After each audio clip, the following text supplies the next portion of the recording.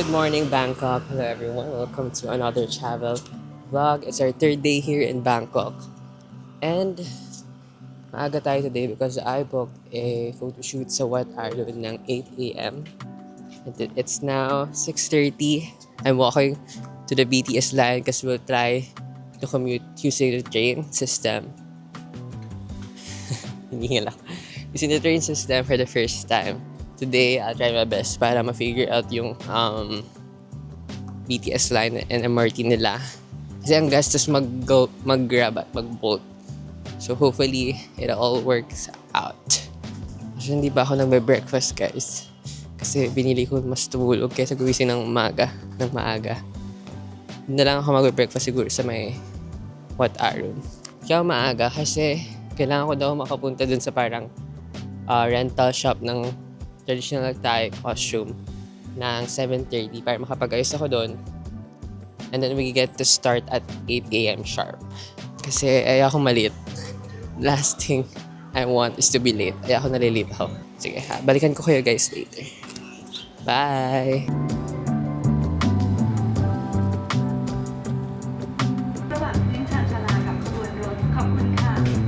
Attention, please mind the gap between train and platform. This train is called Hi guys! So kakababa ko lang ng BTS. And now, papunta tayo sa ferry. Doon tayo sasakay para makarating ng Wat Arun. Ang ganda lang ng kanilang train system kasi connected yung mga different lines. At the same time, connected din yung mga ferry nila, yung mga port. So very convenient talaga to commute. Sige, I'll figure this out lang. Or I'll talk to you guys again.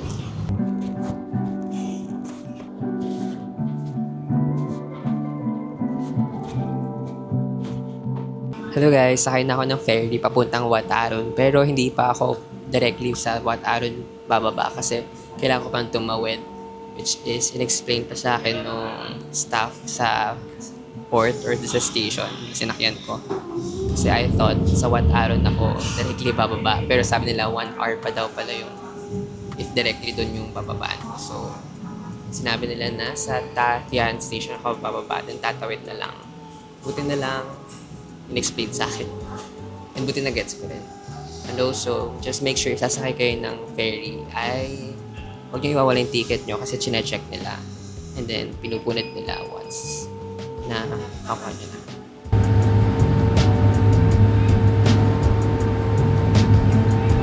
Hi guys! So I made it to Ta Thian station.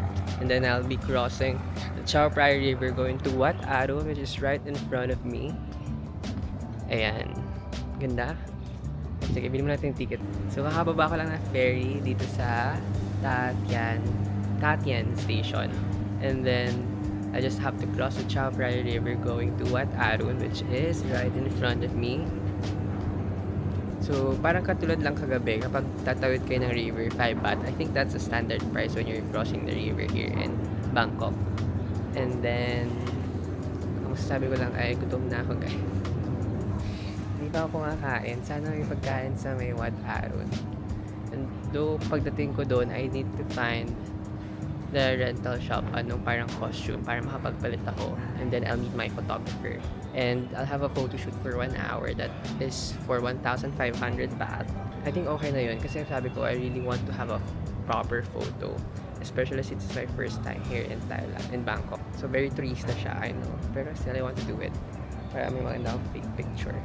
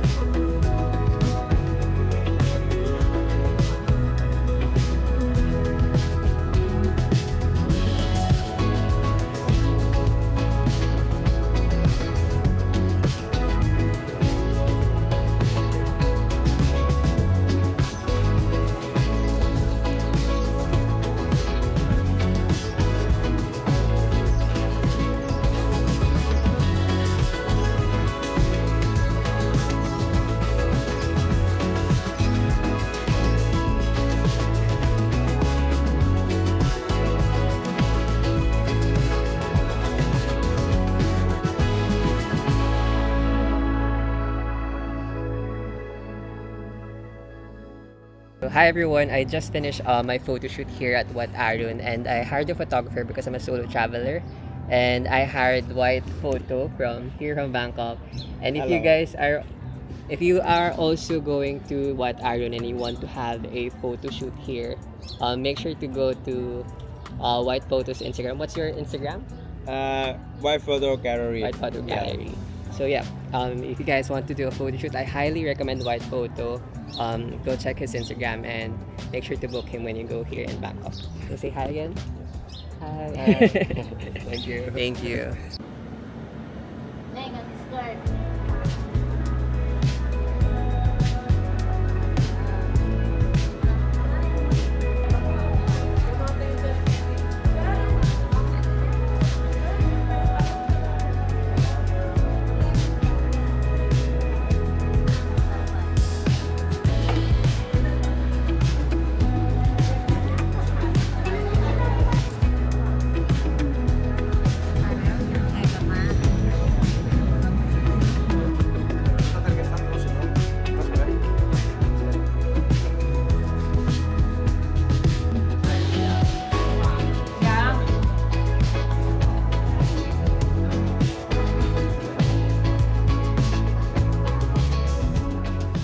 Hello, so tapos na yung photo shoot ko and nabalik ko na rin yung costume ko. Pagkatapos ko magpalit pala, bumalik ako sa loob to take photos of my outfit. By the way, this is from Fresh Wind label. Check them on IG. And then, after that, naghanap na ako ng restaurant. Dapat hanap ako ng restaurant na may aircon. Kaso, gutom na ako. Kaninang maga pa ako hindi kumakain. So, dito na lang ako sa may parang karinderya sa tapat ng Wat Arun. And marami naman silang reviews and mura lang. 40 baht lang tong in-order ko na fried pork with rice. So this is my order. Simple lang. Fried pork with rice talaga. May soup and then bumili ako ng Coke. So ayun, nandito ako sa tabi ng kalsada. Mainit pero may electric fan naman sila. Let's eat! Sarap.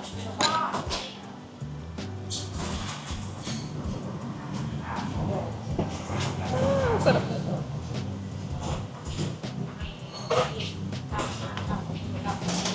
Sininok pa nga. Lasa siyang tapa. Pero pork. Sarap.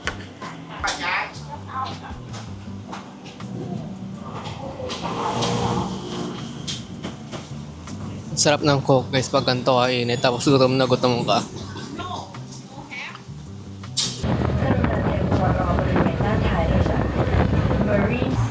Hi guys! So kakababa ko lang ng BTS and I'm now here sa Chong Non Si Station. Papunta ako ng I Wanna Bangkok, yung parang concept store here sa Bangkok na lagi ko nakikita online, and I also really like their designs.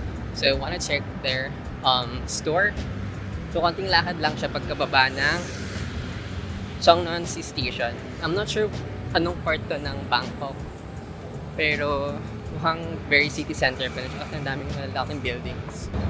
Hindi ko medyo grasp ko na kung paano mag-work yung BTS station. Doon, natatry ko pa lang is yung Silom line, yung parang color green. And then, hindi ko lang ba't ako sumuot doon. And then also, yung ferry, natry ko na rin siya. So, may idea na ako paano like sumakay doon, mag-commute doon. Ang hindi ko pa natatry is yung subway. And try natin siya soon. I'm not sure if I have the chance to try it. Tama ba pinupuntahan ko? Wait. Tama pa naman. Medyo malayo-layo pala yung lakarin. So, update ko kayo guys when I'm there. Bye! I don't wanna call you later. You're tearing my heart up like it's paper, and somehow you turn to a stranger. We used to work, now I'm trying to make sure that we're both on the same page. I don't want it to complicate. I know you're right.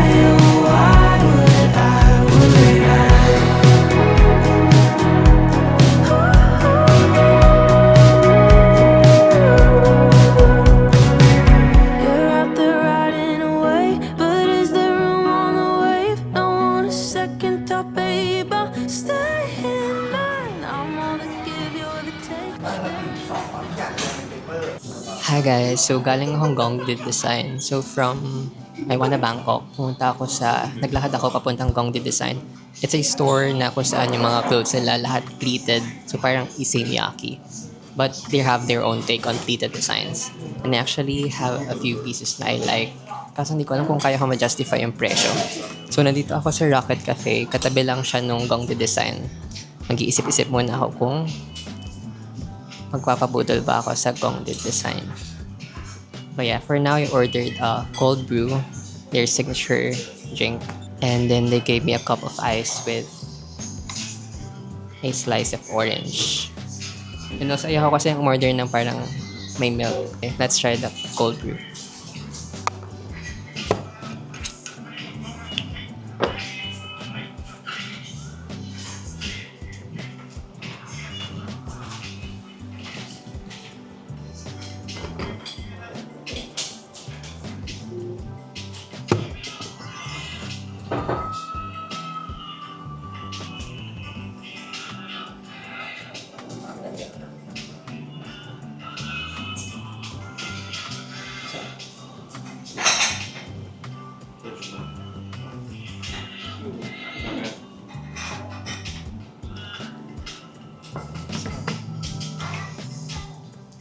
Gets ko naman bakit mayroong orange.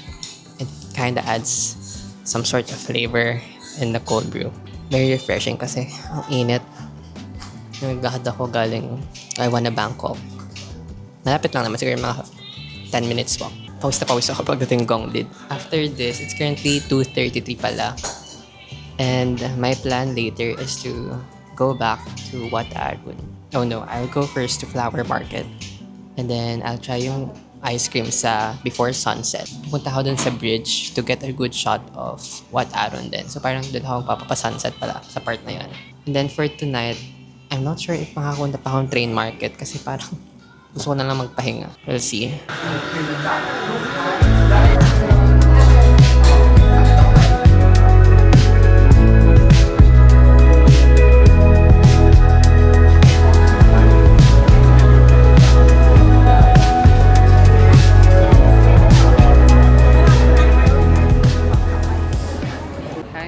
So currently, nandito ako sa subway station nila. I'm not exactly sure kung anong station to. Pero papunta ako ngayon sa Flower Market. I just wanna take some film photos there. And then malapit na rin kasi yun dun sa before sunset, which is yung last itinerary ko for today. Kasi may maganda dong view of Wat Arun during sunset. And yeah, that's pretty much it. First time ko mag-fly ng MRT nila. And totoo yung balita na you can use any of your Visa cards here. So if you have your GCash Visa card, you can definitely use it. And very convenient kasi hindi mo na kailangan bumili ng tickets. Hi guys! I made it to my stop, which is yung station na malapit sa Flower Market, which is kung saan ako pupunta. And share ko lang, ang ganda ng station na to. I think it's because ito yung malapit sa temple. So parang they designed it para magmukhang ganyan. Ang ganda, para siyang palasyo. And can I say na super convenient ng MRT nila. It took me a long walk lang para makarating doon sa station. Pero once you get to the MRT, ang dali na. Ngayon, kailangan puntahan yung exit number 4 kasi yun yung exit for the Flower Market.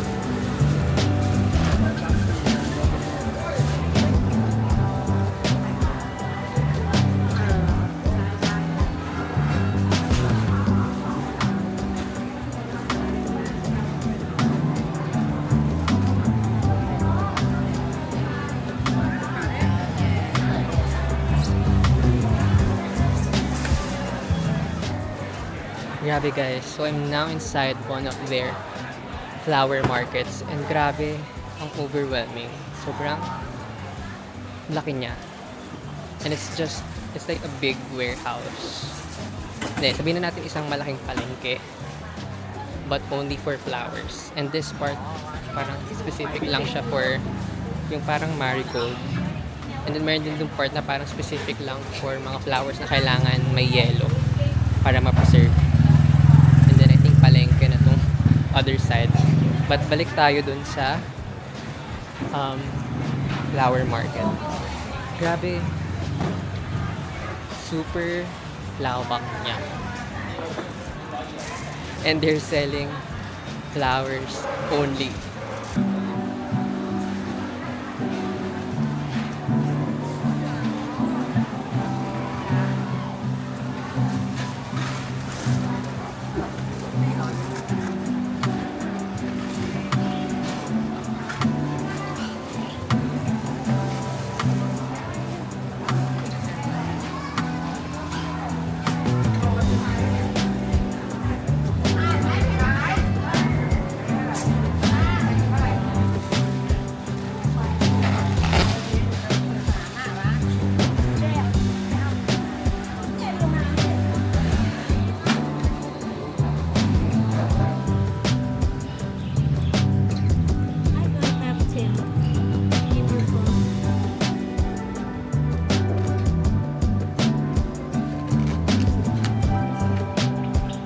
This is like a puppet. Yes. Joker can move mouth and hand, but like this can move only hand. Can I take a bit? Like this. Ah. But I don't have lip now. It's paper. Okay. Have to make this mouth, make here hand, so can move mouth hand. Hi guys! So, kakagaling ko lang ng flower market. And naglakad ako papunta dito sa VV Cafe. So, riverside na cafe siya. So, ang view ko ngayon is yung Wat Arun. Pakita ko sa inyo. So, ang ganda ng view ko ngayon. Sayang lang kasi nandito ako sa may side. But, it's okay. Supposedly, dapat pupunta ako sa before sunset. Pero sabi ko mataas pa yung araw. And also, parang gusto ko mag-try ng cafe na nasa tabi ng Chao Phraya River na may view ng Wat Arun. Ang daming sinabi. Wala talaga sa plano ko magkape. Actually, nagugutom na ako. Hindi ko alam ba't nagkape na naman ako. I ordered caramel latte. Kasi yun daw yung bestseller nila. Pero wala din sila parang kakaibang coffee. Nag-free up na yung space dito sa labas. Kaso may nakita akong nasa loob na nagmadaling lumabas. So, ibigay na natin yan sa kanya. I'll want to talk about my experience sa flower market. Para siyang Dangwa, but it's definitely bigger. And mas maraming nangyayari. I think it's mostly because of their religion and their culture. Malaking part ng religion and culture nila yung flowers. That's why may market talaga sila na ganon. And there was a part there na puro lang marigold. Parang may isang warehouse or palengke na puro marigold lang yung tinda. And then may sections din na puro naman mga flowers na nakalagay sa ice kasi nga parang they need to preserve it. And then a lot of them are organizing, ano bang tamang term? Parang ginagawa nilang parang kwintas yung mga bulaklak kasi nga parang sinasabit nila yun sa mga shrine or sa mga temple. Ang goal ko talaga bakit ako pumunta sa flower market is take film photos. Kasi I know na magandang subject yun for film. But I didn't expect na ganun yung itsura niya, na super lawak. It was a nice experience. I suggest you guys, if you have extra time and bet nyo yung mga ganong bagay, I suggest na you guys a lot time to go there. Especially if nasa may Wat Arun or mga temple na rin naman kayo. Malapit lang yun. Pwede siguro kayo magtuk-tuk or lakarin nyo, ipasipag kayo maglakad. Medyo cloudy ngayon so I'm not sure if may magandang sunset. Hello! So ayan, nakakuha tayo ng magandang spot. Umalis na yung katabi kong table. And tada! That's Wat Arun. And this is the Chao Phraya River. And I'm having a cup of coffee. Maybe life is good after all. Charot.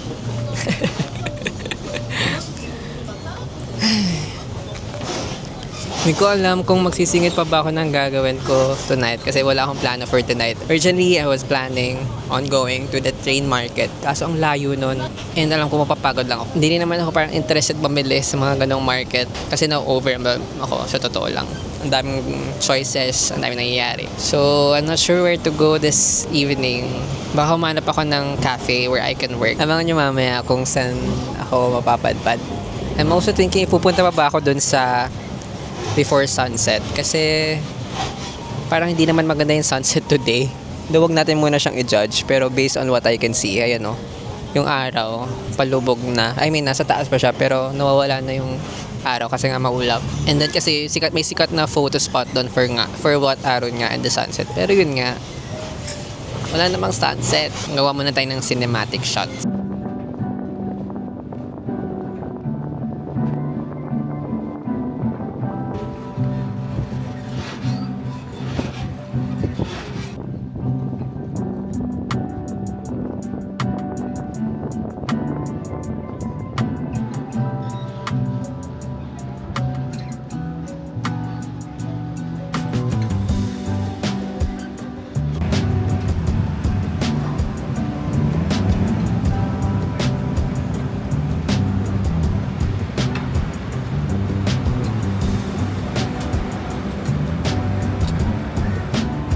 Hi guys, I made it back sa area ng hotel ko and I'm really happy na medyo master ko na talaga yung pagko-commute gamit yung BTS line and MRT.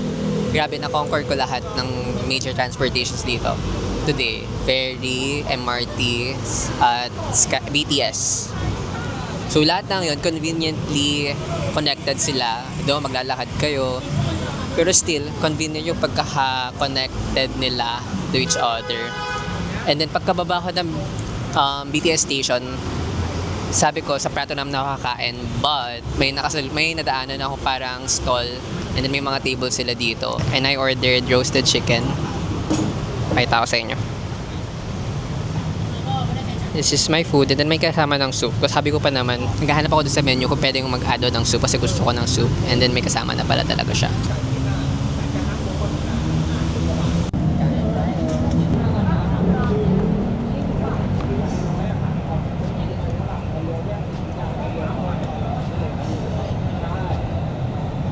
Guys, ang sarap. Or baka gutom lang ako. Pero masarap talaga siya. Roasted chicken and then parang may gravy or sauce siyang kasama. And then yung soup yung ginagamit nila for noodles kasi may mga noodles din sila. Though hindi na siya mainit, which is kind of expected kasi nga parang stall lang siya and luto na talaga siya. Though pag mga ganito ba, may times pa na mainit talaga siya. Pero okay lang kahit hindi mainit. Mainit naman yung soup and masarap siya. Yan lang, kakain na ako. Bye!